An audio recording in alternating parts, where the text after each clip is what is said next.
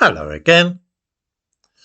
I dare say that some viewers were yesterday celebrating, if that is the right word to use, Stephen Lawrence Day, which falls on April the 22nd each year, apparently.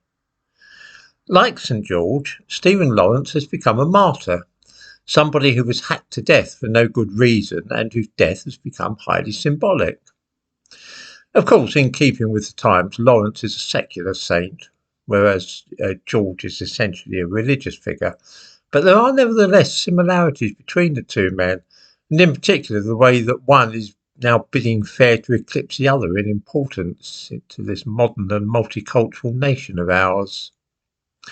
Stephen Lawrence has the advantage over St. George when it comes to being a martyr for our times, because of course he was a black man slain by white people.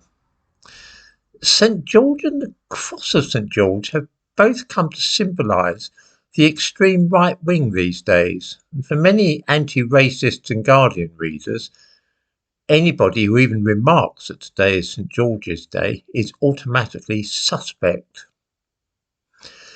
This is partly because the concept of England and Englishness has been consigned by some to the scrap heap of history and replaced by a broader identity, that of being a global citizen or citizen of the world. Of course, we still look on approvingly when we see other nations asserting their devotion to an identity based upon their nation, such as the Ukrainians, for instance. Many of those who would scorn to fly the English flag, the cross of St. George, are happy instead to fly the Ukrainian flag. I'm sure that viewers will have seen many Ukrainian flags flying today. How many English flags do you think they're likely to see? This, then, is another example of the awful hypocrisy of those who identify as being liberals and progressive people, that they will ardently support Ukrainian nationalism, but are very dubious of English nationalism. I have not heard many people saying that the Ukrainians should abandon their parochial views about being a separate country and embrace a more globalist viewpoint. The reason that English nationalism and the English flag raise the hackles of intellectuals and left-wingers is that they know that England is at the heart of so many people's true identity in this country, and they fear a revival of loyalty and devotion to England on the part of English men and women. They view this nervously, as though looking at a volcano which might erupt without warning and bury them in molten lava. I believe that beneath the surface there is still a sense of patriotism to England, and that it's not too late for it to be awakened.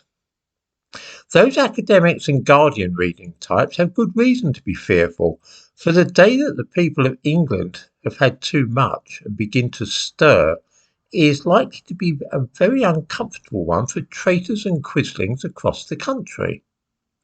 I'm reminded of G.K. Chesterton's poem Secret People, the opening lines of which are, "Smile at us, pay us, pass us, but do not quite forget, for we are the people of England that never have spoken yet." The last verse is worth quoting in its entirety.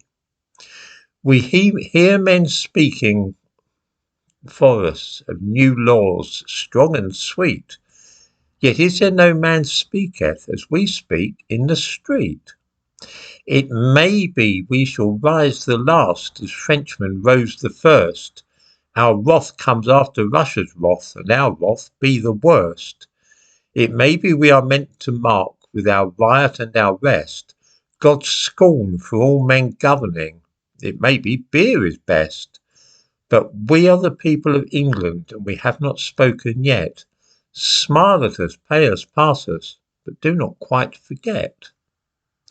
I give a link to this poem in the description to this video, and it might be worth pondering upon those lines. It may be we shall rise the last as Frenchmen rose the first. Perhaps there will come a time to rise.